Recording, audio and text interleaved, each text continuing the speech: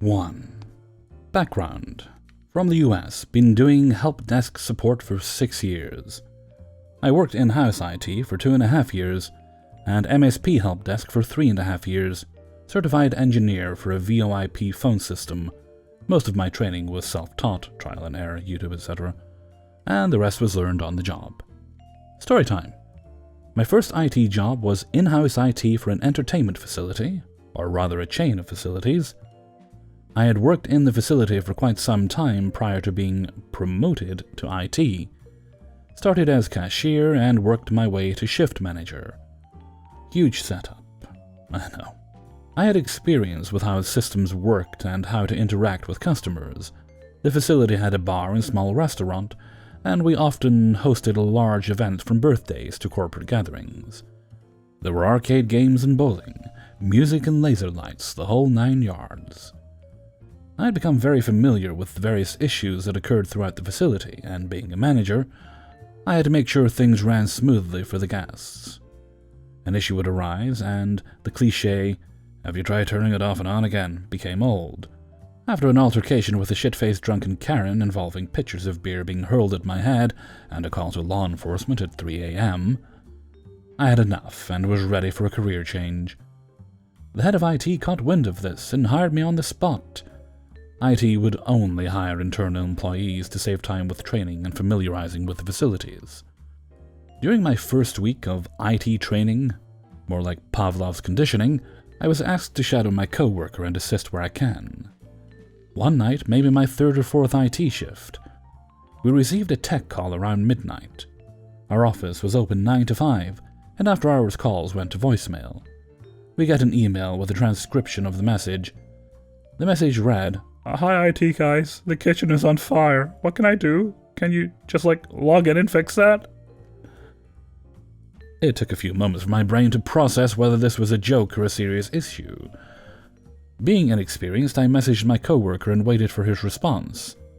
While waiting, I went ahead and called the client, got voicemail, and heard nothing from my coworker. Fantastic. We had remote access to the security system and the client location, so I taught myself how to use their software and take a look. Again, this was my first week on the job, so I didn't know much about our software yet.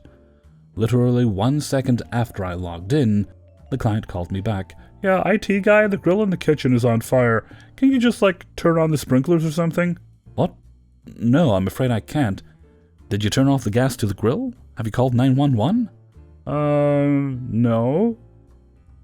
"Turn off the gas, grab the fire extinguisher and put out the fire." There was a pause. I watched the security camera in the kitchen and saw flames shooting out like dragon's fire from the grill as the client stood dumbfounded. "We don't have a fire extinguisher." I am looking at the security camera. On the wall behind you is a fire extinguisher. Next to that is the red emergency cutoff lever for the gas. Turn off the gas and extinguish the fire. "How do I do that?" One on-the-fly firefighting lesson later, and they managed to extinguish the fire. As the dust settled, I asked, "So why did you call IT for a kitchen fire instead of calling 911? "Well, I tried calling the shift manager, but he didn't answer. So I called the GM, but they didn't answer. And I knew if I called IT guys, you had to answer." Can't really argue that logic. Needless to say, I made sure the managers updated their kitchen safety procedures and trained their staff, and placed an order for some new ceiling tiles. 2. A few years ago, I worked as tech support for one of the largest tech companies in the world. Had handled thousands of calls up to this specific one. Some are probably a great story of their own, but it doesn't matter. This is the only one worth telling. I actually really enjoyed that job. A lot of it probably was because I was rather good at it, not to sound full of myself, but it's rather important to the story. Most of the calls I received were not great technical mysteries you needed an engineering degree to figure out.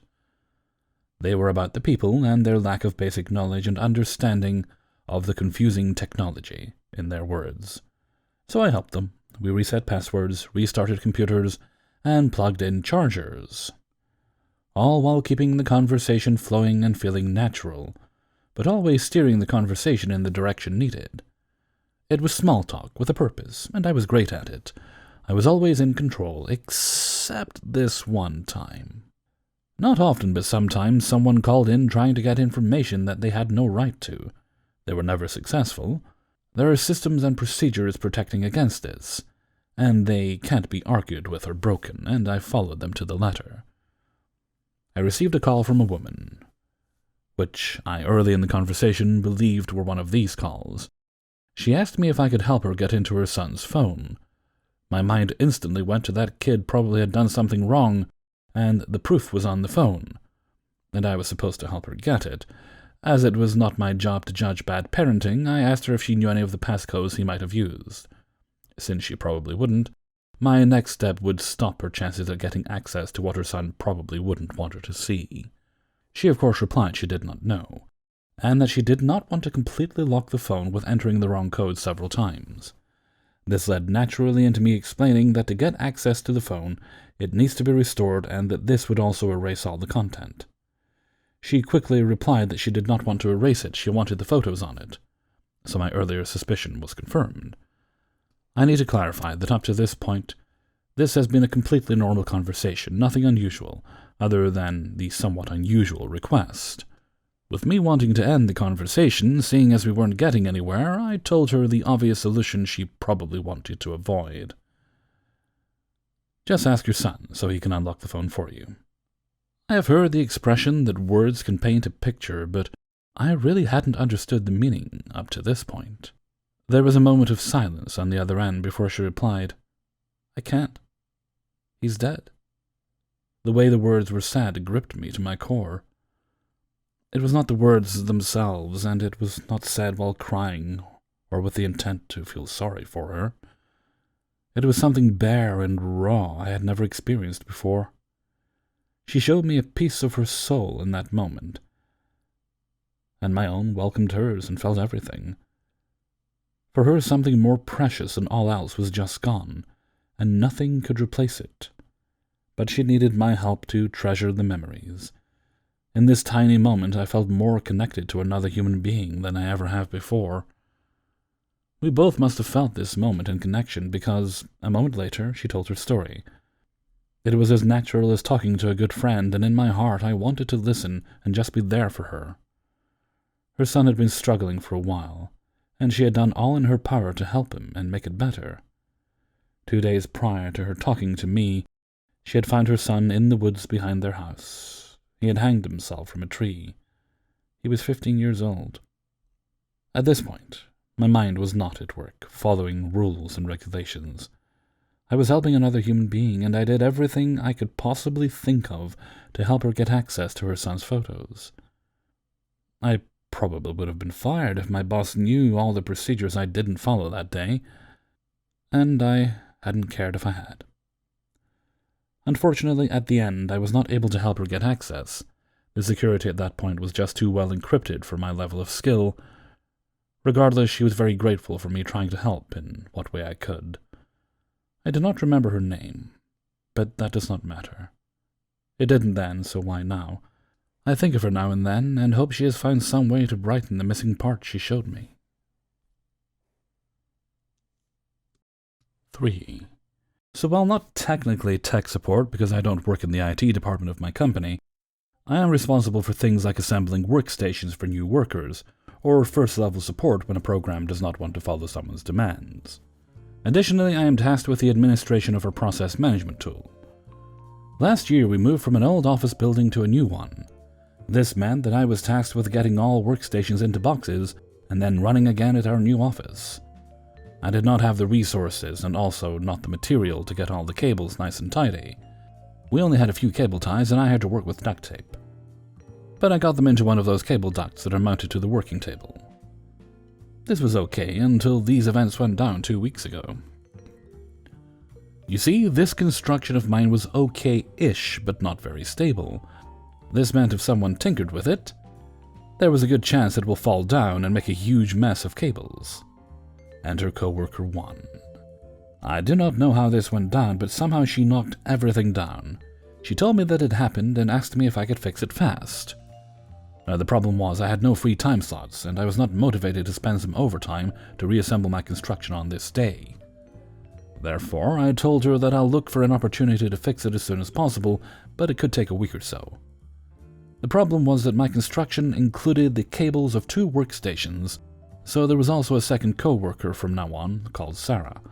Sarah was, and still is, a typical entitled person that has no idea how to fix things, especially when it comes to IT, but gets salty when you do not make her problem your #1 priority. The following ensued. "These cables look horrible. They are in my way." No, they were not. She could only reach them if she really tried. "Fix them fast." "I do not have time for this right now. I told coworker 1 that I will fix it as soon as possible, maybe next week." "No, this is unacceptable. Fix it right now, or I will not be able to work." I'm a bit annoyed. "You are able to work. This will not stop you from working. You can hardly touch them." "You have no idea how hard it is to work with this at my feet. Now just do it." I'm not in the mood for a long argument. "Look, if you want it fixed now, please just do it yourself. I have some material right here." I pointed my personal material box. I have to say this was a sentence I would regret afterwards, but at the time, there was no more discussion about fixing it. When I got to work the next day, everything seemed normal. That was until Sarah came to work and bolted right to our head of department, Steve. She came out with him, and the screaming started. "Why the hell did you say to me I should fix it? Now my computer does not work anymore." What did I do? I had no idea what she was talking about. "You destroyed my computer, you damn idiot!" "No, I did not. I did not even touch your PC." "Yeah, you did. You told me to fix it, and I fixed it." "Can you please fix her PC so it will work again?" said Steve. Not knowing what she did, I went to her workstation to look at it. Then I saw the horror of everyone who likes to work on PCs. You see, next to my material is a little toolbox with some standard tools, pliers, screwdrivers, etc. What she did was take the pliers that have the thing that you can cut cables with, I don't know what it's called, and she cut every cable that was in her way. So, frankly, all of them. "What the hell did you do?" "I did what you told me and I fixed it, just the way you said to me." "Fix her PC so that it is running again." "How should I... Why did you do that?" "This solved the problem. Now I will not be held back by the cables." Steve comes over and looks at the crime scene. "What the Did you tell her to do this?" "Hell no. I did not tell her to go full Rambo on these cables." "It is solved now. Just fix the computer, you lazy idiot. I need to work." "And how should I do that? You just massacred 8 cables that your PC needs to run. Don't tell me you didn't know you need the cables." She turns away, getting fire red. "Fuck me sideways." "Okay, Steve. I need you to order some cables so I can fix this. Until then, I will go to IT and ask for a spare laptop or something." "You told me to fix it. Now it's destroyed. You're incompetent and lazy." "Sarah, shut it," Steve says. "We will talk about this later. Now let him get you something so you can work." 2 days later, I got everything fixed and running smooth again. Sarah got a stern talking to from Steve and our head of IT about how not to brutalize infrastructure, and had to work on one of our shitty laptops for 2 days. I just feel sorry for coworker 1. She also had to work on a shitty laptop. In the end, I got to tell you this tale of the cable murderer in my office. 4. Years back, I was working for a small, struggling company. We made software that helped nonprofits track, thank, and encourage their donors. So our clients were generally small nonprofits with limited tech skill, but real passion for whatever their organization did. This was the one tech job I've ever had where nobody swore at me. This is the story of my worst caller. Neville ran a small museum in an eastern state of the USA. He had a fairly small donor database, which he used once a year. Every year he would call us up to complain that the floppy disks that he stored his database on had failed. Again. Which of course was our fault. Did he have a backup? Oh, you sweet summer child. His organization's record was populated with annual complaints that we had lost his database, followed by our begging him to burn his CD or send us his data, or use decent backups. Each entry was signed by the tech who worked with him, and a heartfelt plea to never talk to him again. I was new that year, and didn't know what was coming. It was a bit odd that all the other techs were hanging out at my cube door watching me. I think I saw a few exchanging money. Neville spent 10 minutes explaining how useless our software was, with a few jabs towards my intelligence and education. I made interested noises as I mostly ignored his ranting and read the file. I knew what he was going to want before he even finished griping, and I was right. So I want you to fix this data thing. Floppy number 4 of 7 had failed, as they do, and the only copy of his data file was corrupt. Our software had no tools with which to recover a data file that had a big byte taken out of the middle. He had no backup, despite 4 recorded pleas in his file to back things up. I don't know if he stored his floppies in a magnet collection or what, but this was what he called about every year. I talked him through the basics, try a different computer, maybe that drive is faulty.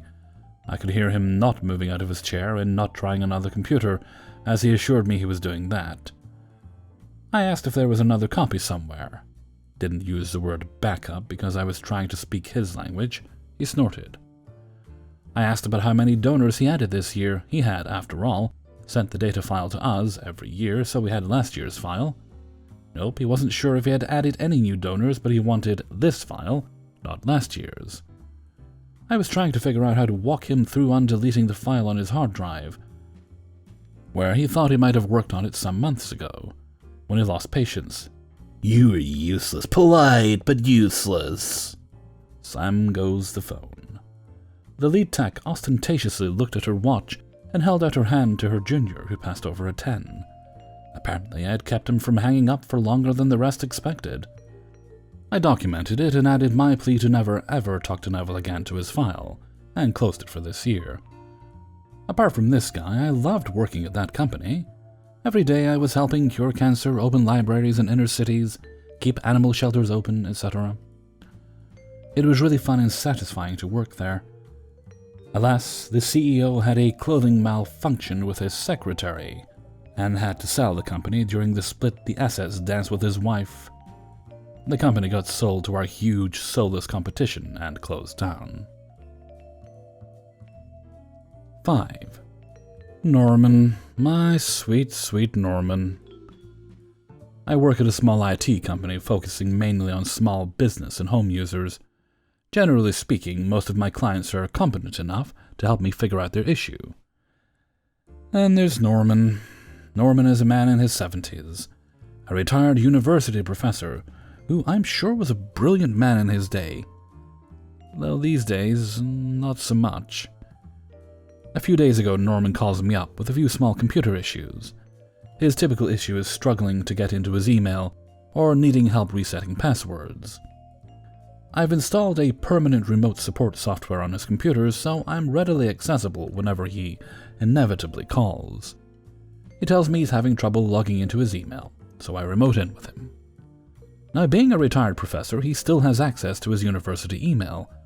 This university in particular uses Duo two-factor authentication for login.